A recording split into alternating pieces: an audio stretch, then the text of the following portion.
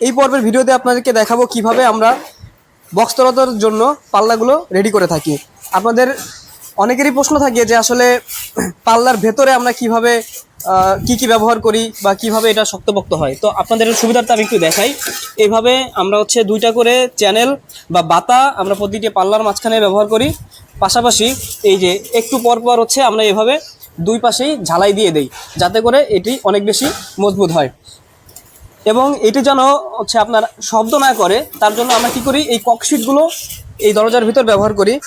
এরপর যখন আমরা ককশিট দিয়ে পুরো ফাঁকা জায়গাটা পরিপূর্ণভাবে ঢেকে দেই, ঢেকে দেওয়ার পরে আরেকটি ডিজাইন শিট এর উপরে হচ্ছে আমরা দিয়ে দেই।